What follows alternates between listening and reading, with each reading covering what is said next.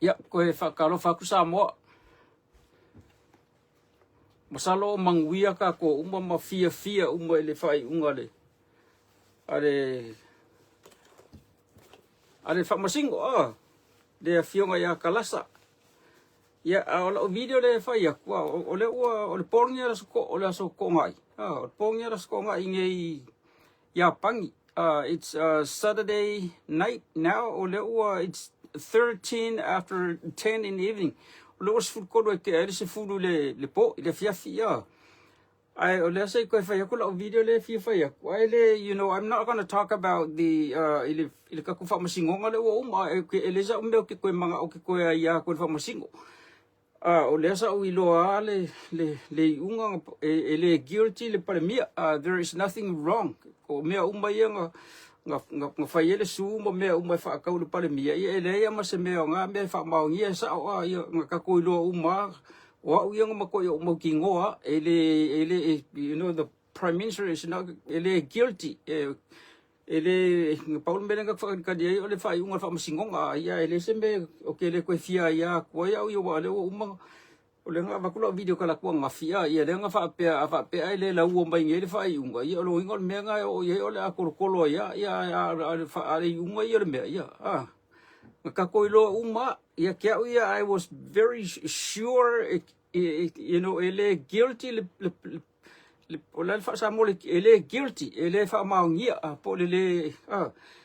ele se me la fa inga fo le pale mi ele fa masingonga le fa kading po wal me ngo lo ya u ele marko ke le fa ka ko ole la wi ole sa wi ole fa masingo e la u me le fa unga e la u me le fa unga the prime minister is not guilty ele se me fa maungia i mau me ngaso nga fa ya so ke le ya kuaila es ola video le ko fa ko le ile ko palemia es en me fifa ko la kala ya ka ko sa mboa ole ai le fa ya ko la le video as kama me la ngale o level po le o ke sfru e mo mo ngai ka kai au ka fo wa ike o pisa ke ai fi avaku le fa si la ngale fi avaku ole fa si la ngale avaku ole nga kalosanga le palemia ia le uso po le fionga ia vili o ia nga ke o ia loanga ia vili ieru le ilua skamale la ku po video sa mo mas kama foi le po ia po la ko le fa ia mai le me foi le ole Samoa Entertainment TV ia o skama o vili ieru le ilua o le nga mau le kala nga fa pe nga kalosanga inga el palemia nga kalosanga inga la uli enga ke fa mau po maku fa akasia ile the entertainment ia kanga ka funga le wa ko entertain le kanga ka pese ma fa ili mo me fa pe nga mo sisinga fu ia le la nga mai le fa kanga nga skama le o vili ieru ia fa ia ko le fa sa longa dunga i dunga la opokalami more, for every Samoan artist, so sa Samoa lava o pese, so sa Samoa o yesa mafaili, po yesa kulupu, po se mea fa penga, fia awai ile kufa kasinga le fai mole sisinga fua. Fa mole. Pe fa mole aku pe ke kango, ia e kongeki ia yelu, vili yelu wale la ukamo fa dia kulanga ngumela le ukamo kusi pepa esile ku ya okay I'm more closer to people as a personal pe ukamo kusi ya kunga ilo le fa dia ko ngumela le vili yeru le lua afa pe o se kanga ka pese if you are entertainer an artist or a singer whether if you have a band or a group or a solo singer, and if you want to participate in the Samoan independent, ile fa ilonganga ole omo sumar kasi kausanga fa mole e fa so kai vili ngumela le ole o lua kasi fa lua fiku lua kolu fa le o kama fa adia ku I fa kaunga I mafainga ko fo I mai ko makamaka le video pa mga puan ngumela. This is the number over here. If you would like to participate in the Samoan Independent Day, I le whaakasinga o mea i o pese ma mea i o whaadinga po arka o po se whaadinga po sea. O nga e kolo le ia Vili. Please contact Vili Ieru. Kango e kolo ia Vili Ieru i le ngumela lea. Ia nga kau le ia lo mga o kau ia lau pese kau ia lau kulupu ma whaafsoka ia i o oe ke fia ia i le o kere lopo se kauvanga po se whaafiafianga foi lele o aku mai ia.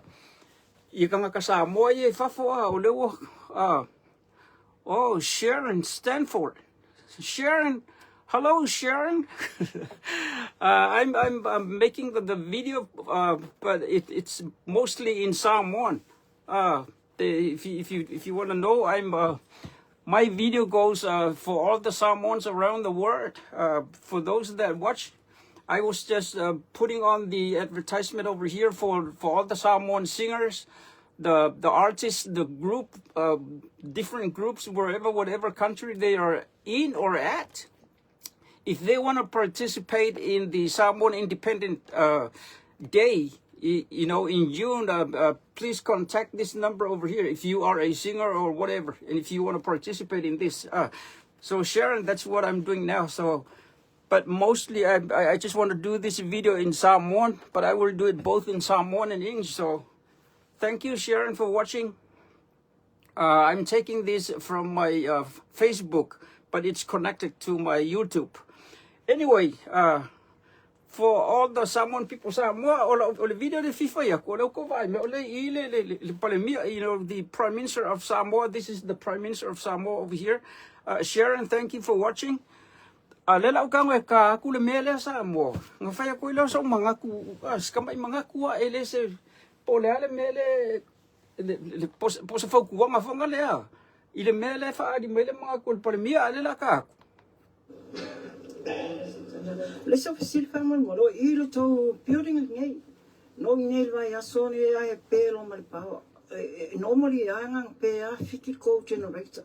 but olena mai tau ino le omi o pe ele yo le to generator la le to na e o e fele maintenance o to famal isa o tu lo fo lava ka le lava fo long sa o mene ele ni meta fato no e a ma wa tu na o pere pa e le se kiso como lafi to su atu lafi e pepe uma ma lafi ya o le lo pola le sia tala la te fai la no le ita na te fai nga le no la to le ta fai yo le vai me io o te le lo pola le si fam tala nga la te fai pe to e tau fa tonu tonu atu e le meo it's a normal thing to do or shaki o inei no fo nga le te tau na yese a to le ya le tu la fa ora na mo di le ka ya nga ne ya o malano wa mia umma ya le tanga le mo tu pe fa tu vai a fa le tonu lo le o di ile fe fe o isoro i a mai tanga te fa infatti non na le na le e fa ta to fa pe e te tau na vai o te tonu di fina te fe mai li e pe va se ka pe ka le na ko se si solo ko como fanga se e fresna e ma me mo fa pena ta ka ko rifi pe ngi rifi le fu ro ka ko rifi e ta fa tonu era na me e ta ai ma tu fa le nei le fa le ya ko ko re na ko fe i mo ko mo rifi e ta ta fa tonu na nafi ale ma failo e la to ni me fai me le su e mente ate me fai me ia e mata nga le fale le malo o le fale le tatou te o mai ele ngate na malo mai fafo me tana tau o ki nga va ia ko o ma ko mafu ma funga le foro le Hi Norman. e ko kongo ma me pepe mo li ala ko e pe fe wa leva ka ka mo fai small little things le treasure la e tu pe fa fo ma me ma fai ya tu nga me na o si kemi ka sia le fe o le fa soro a ko ya na polo ko le ma la rifi nga pe le popolo ko ma la rifi ya no e ko le o fa ma le rifi ma san ki o ke la ko o fo ringa nga ko e su ka san ka o e ka ki ya ya la wa tu la o fa ma le si au le pule man tanga le ngo tu pe se ya lo fa ia e le se meta fa to wina le nei me le wo o se rumo le ko ka rumo fa le ma lo ko fa ko mo Ya, ole ua vakule levo. Ole advice po le faukua ngal pale mia. You know everybody knows what the Prime Minister is talking about over here. People that are not faithful doing what they're supposed to be doing. E ka ngaka ngai whenga duenga. Ai le o e ka kaunga whaila ko ngā duenga. Ola usosoangi la le fifa ya ku ya ka ko ya ka ngaka sa mo pe whenga duenga malo po whenga duenga whamole moli. O ka ko o kero ka ngaka ia whenga o ka ko whenga duenga. E ka ngaka whenga duenga mga masaro ka ngaka uma, 100% of people that work, they need money or they work to get the pay and use for the family and use for what they want to use the money for. So ka ko umaya whengaluenga, ka ko whengaluenga, ka ko ke mga nga o I kupe po ko ke mga nga o whengaluenga ko kongi me ka ko wa ele kele lopa. I don't know if there is anybody who wants to just go work and get nothing, get no pay. O ka ko umay mga nga ko ka whengaluenga makukongi. E ila ka nga kayo whaila ka ki whengaluenga mga nga o e kukongi ka ko whamole. O le wa mai le advice po se po le ka ke vai ko pe ka fai mas ka fa le madiela ikiki mo le pale mia. I ka nga ka ia whengaluenga. Ai le fa maongi. Se fa mo le mole ka ko ka nga ka ia ka o ka ko ela ve foi ma u le whengaluenga. O ke le ngalo walu ki whengaluenga o mangalo walu o inga ia mau mai kuper kampangi po le malo po kupe ai le ko kongia ya. I don't just go over there to get paid. I go work. Work and then get the pay or work and get the money. So the companies that we work for or whether we work for the government or what, we don't just go get that. Kanga ka foi lai o ele so nga ele mga nga le fai male pale mia vai ai kanga ka o ko la ele fa maung ya ave ese o lai kanga ka lai fio mai fai nga luanga mai mo piang mo fai nga ba ko sa mo le system ba ngai sa pangi fa ngai o sa pangi ele ku wala kanga ka pe fia medio nga kanga fai nga luanga a point dale kanga ka fai langa mele responsible fai Buko vai sa pangimal fengola o modial awala. E mu lo le modial awala e makwa isa nga mingoy ka vale pe afele nga vale afele ka makau pe arusao e kuku uma ka vale. For what? Ayese me kupu the light was red whether you wanted to turn left or turn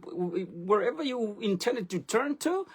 Amu le modi a kupu sa vale lavi. Fengo fia yung asoy. Wala nga mu le modi so why did you turn left? Pefa pe la velka vale alanga ola nga mulo modi. Penga e alu ka makau po fenga e a fenga mulo modi ola fai unga nga. Ola nga mulo modi. So afa pela ava ku o kele la nga duenga sa pangi. E ku ko paking ola ka nga kai fai le me afa pe o ele ola nga duenga fai kofe po le fuluipu po le salufale po le fai ngo fa ka ungo stamp on post office. E nga o ya mai si ka ngakala ko whangaronga whaakasi pa e kasi fo ngali ola nga kupu le me kupu le me e sa o ale ka ngakala nga kupu le me ala nga ko olua ko o whaka nga kai whai le me kasi wha pe o ko le whamali pale mia o palapalale lifi a wha pela ko o whaka o rima kai asaini e o la kunga luanga o le ke ungo le lifi ia e fiu e su ale ka ngaka nga lenga le me wale ko rima ka ngaka ai ako akasi le kanga ka olanga nga luanga nga ile aso nga fua po pe manga ia foi pa ku ele vai aso ako olanga ia nga luanga nga fai po lang mbea nga fai longa ia olanga ako langa luanga ore ke unga inga ele se mela ko ka usu ai fo po la me ole nga e su e kanga ka ola nga le me o inga ia pang ai alu le fale meli a fa pe o e ke ola nga luanga le fa ka unga o fai longa ia ka ifiku sengi pe ka se fulu sengi pe nga pawa nga fai longa ki kanga fa ka ala kula ka nga kaya o e fia mga o se whaelonga no se fulu sengi po pe afa pe ola o e makakala nga e ke le whakao e alu le me whakao le whaelonga no se fulu sengi a fesili mai la ka nga kai o ke lo inga sa pangi e uma ele mere nga fesili lo fia mo o ko fikur ko se fulu ka nga ka wafo ye o ka nga kale o langa ia langa me fai o le me le nga whakong we fai ele ese me ia e fu ka ngakale e o kafa e o fa le mele o ki fa ngaluenga e fa pe ole assign mai a o ngaluenga o i nga o ia e mawhainga o ke fisosoangi i o apa o ua ia i se mea i o langa a kupu se mea e la verka ngakalai o nga uan wai fua ua kufua u ile mea o la e kakaunga pa air kan la anga mawhailang fa anga mawhaile system mga isa mo e ngaru duwe fa akasi ai ia makua ipa kingo ale mea la e whair kangaka e whainga o fia nga mawar kangakalai leanga ia lewo ngapangal meleng of so sangya ko ilang ala vai aku le palemia pe ka kero fa si palemia ia afa pe le fale le malo le pala se ano lo fa ka ko sa mo awe ke alu ke fainga luanga awe ke alu ke fainga luanga o fa pe lo manga o le kupe ai le fa fa le nga luanga o nga pawala le me fai o le kuli o le e musul po le honor company por me al malo e fa va ku kupe ai le o fa nga luanga sa ka nga fa ka ko fa maongi ka ko nga luanga ma ia fa o le ko ke o ko e fa nga luanga fa lo malo po fa lo moises fa le ka ko nga luanga le ko ka ko kupe ka nga po le ko kongi ka ko ikupel malo ai le lokalu fonga le wai ka nga ko fa lo ngoi fa penga e ka mekia mai Pakistan i mai si Nepal mai si le mo ke fa nga fa kas de e mo le menga nga le o mai fa pe o mai a makarika e a ko fa sidi pe po nga ruenga ma ko pe o ko kongi ale ikula kasi o ko kongi nga le varu kula e ku kusa uma ia fa pela maka mai le valu ka ya manga va le vanga ka sire kula or ko kongi a ko ala nga pe a ru foi ale flenga ruanga ka le valu or ko kongi nga or ko kongi a ko ala ele sui or ke le la sorry e la ka mai ki e mo fenga ruanga ai mai sidi fonga le manga maka mai le valu ko manga va se fu e manga o le kupe ai le manga o fenga ruanga which is ele manga ia nga me ele ngale ai kupe mal ai afu ele fa le nga luanga ia le la nga pangal me nga fifa ko la video ale fa masingonga ia le ka ko fia mo malo so le ai pa wala me le ko mo ko fa masingonga skamale o sam ai ke o fo ia o ke kari kongu fo o le mele ia sam ke kari kongo le la uma male me e ko sao le sam o le ku fo le ka ke o e me fo ngai pe fa pe o mis wala ku pi o ile wala e ka ngolo le ku ava ku le mele fa pe ko ya fa ku o le ka milo o ko ka uma ile wala ke ya pila me ngai ska mo sam le fa lo ngo le ko ave ska mo sam le fa pui ya po la sa un ele li se si me ku ka milo ya sam ko sa ko ka uma ile or keli ko free mai ka ko ngal fa no langa ka ko le li pa no fa kai isi fa masingo le ya kalasa o nga wala longa le li ma fainga sa release mai le me o longa le loko ko ma le fa kai fo longa ia loko ko mal fa malos ya bang pongal men ka fa kadi nga kele ka kong kari kong mai lo ya kia yang mako yo I completely mako yo kari kong wa ele guilty le pa men fa kadi o le sa o fa masinga fa le o mai ya le mo so fa kai le di le o mo mai fa ya ka ko fa malo sia ka kalom o skama fo ile o sam o ke le longa fo fa le li ya wala fa nga ka milo o le me fa pio ai o fa pio kui ko sa ko ka mo la workeli ya lo fa kui sa mo po ko lo longa le mai lo le o fu lo pulo mo le o mo ko va ai mai lo o fu le so si fa dia lo of sa mo le vai mala ula le ele mo wala sa ula fala ngale ula le nga mai sking o le pa pus ole usa mo ole po ale mere kusi pungia ka ke wila le kusi lungo meia pe ya le fia suesa ula fala po se ula au ke ya lo fa kusa mo ko fa manga ku le fo le announcement na skamo vili yeru de lua malengu mela le ko fi manga miele ngumela ngalo ko sa ko vai le video ke kilo ngumela le nga kolo le yeru ka uye yo po sa kulupu po sa solo te ke alu ole ku fa ka se skamo vili le davo le pokalame le mele fa ile si singa fo o langa o lenga kalosanga ia le pale mia ia kolon ngu melele ska mo video ia mafa so ka ia lau pese po peke le fai sa fale ai po la se me fai ia alo fakure ia ka kosa mo love you all po fenga ke ia nio oi leu ko ki ma ska mo le nio tupai so de oris kamalenga nga fai mai fai la maka pe fai o video so ia mangingo la kilo ia le la o fai aku la maka Neil Tupai is watching from okay le po fe mere ke kong ki mai ai okay le yo ngai ka ka kong ki mai ma send by la ko messages ma ilungo le messenger ia mangai ka mai ka sending mai videos ma se uma ko fai ko ingi i ka ko videos le masa o me o ia ko i me yang fai fa masingonga okay le mga okay ia ki le o le pa le me ka ko fia o ka ko o ma lo pa le mia ma lo mo mai le ka ko oi le la fa makala kula o miki sa mo ko ke lo la o miki ma dia sole po fa ia so ka lunga fai la o miki de la fa makala kula o miki po ko do e o videos nga fai mo ka ua ko ile e uma ku ka usanga nge ko ia te ko kan ko le HRPP le ko ai fai lo la mala o miki po ko do e po fa so le ma dia la o miki ia le la fa makala kula miki ko ngole miki fai mai ngo kai mulingu ai ke ia wo va aku ola la ama kamari ku unga va o lu lo ngo foi ngole ala ke le ai kai mulingu kai le me fo le kolo ngo foi la lunga inga maka ku nga va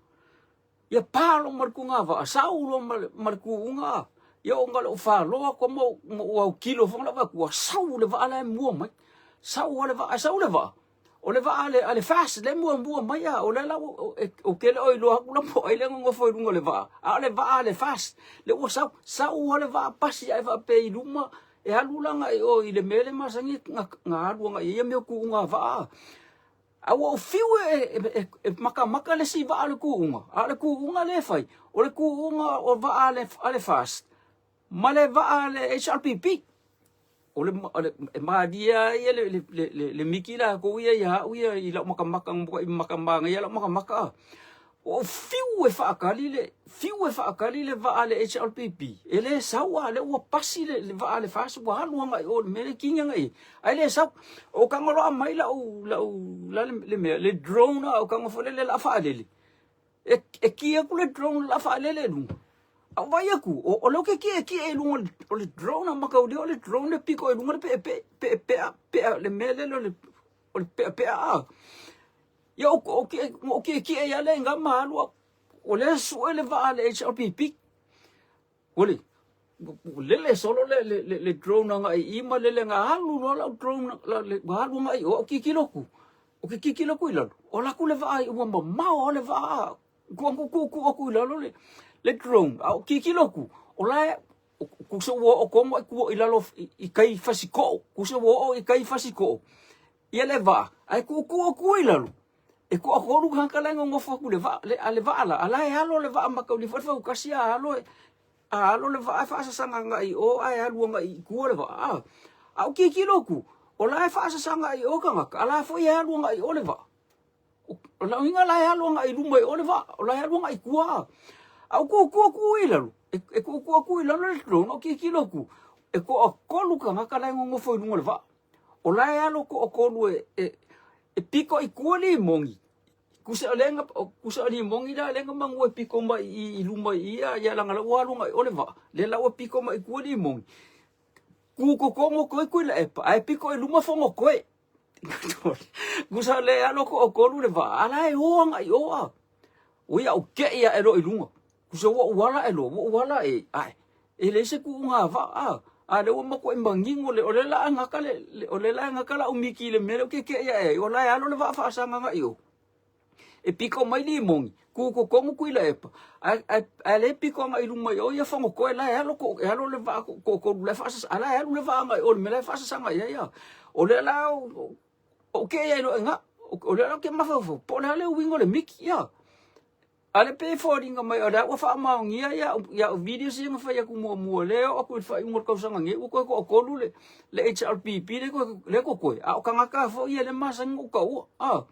o ka ngaka ya le ka u I sia video sing ava ko kuila e pa o fo ko mali mongi o ka ngaka ko lu e ko o le HRPP ale fo le ko fa le miki o ki kilo ku o ko fo le ya lo le va le lu ngai o de wo kai de wo o fasiko o ingala mo wala ilo o ke le lona po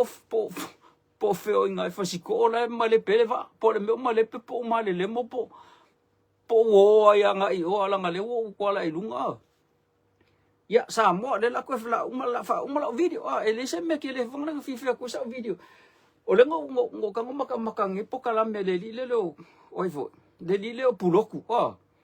ale fainga kala puloku le fai ile nga umanga faila nga video le nga fai mai le kaiminga ave sele ile ska ko sui pale mia ngo maka foi me nga fo kero maka mela odi ale la ko maka ile si me fo le puloku le saude ile mele wa kupunge ya de fo I mo ko ikele o kala ya fai ya langa esela video le fai kwa ya asa mo ya you know I'm going to finish my video over here ka ko fe lo ya ka ko fikau ya ala wanga ule lo pola se mela afia fai ko sa video ngala nga kele mga okay ya kele fa masingo ngala u kupal mela u ka ko fia wa yo mo ko yo fia o fia ola le si me ola u ka ko fa le li ma ko le ye musu wa ka nga kai mi uma every time, every second, every minute, every hour, you know, every day. If you know God is always with us, with anybody, everybody. E musu ada di kanga kaumba. Alangala olele o ka ko fika kala le fai ko ape ka kala le vango ile di. Yang nga ofi mai le ole di mfenga la longa ka ko le. Ai afi wala le di musu mai maka kala ngo mai ala e lokai o e lo fai ko. Ya. Okay le lo pe fa fenga. Why, you know, God never forces anybody. It is only a kufa malo si ya. Ya ka ko fa fekai ko yo ulo ko fa fekai isi ka ko ile fa masingo o mafainga nga release mai fa follow nga loko mai le me mong ya la fa umai ka ko video sa mo you know ka ko fe lo ai msa pe ko ya lang o kaya fa o ke fenga nga ya mai fo po ya o le se video ai fa am ka ko fe lo ka ko fkau ya ano fa ku ya o la ufiong la oli se ka ko fkau ye se si ya so ya ilungo o le fa manguianga pe ale li kai mi un ma so un mo o lo so fu ma lo kiuke ile malo ya manguia ya la ngaluenga mo fa manguia ku le li ya o mo se fo ya masa mo ka ko fe lo ka ko fkau ila fa un le video. Catch you later sa mo. Bye. Ya, puro sa mo, mali ura sa mo, mali ofu sa mo, ya, mali sa mo, you know. Kakwe fikaw, ya, alofa, love you all. Bye.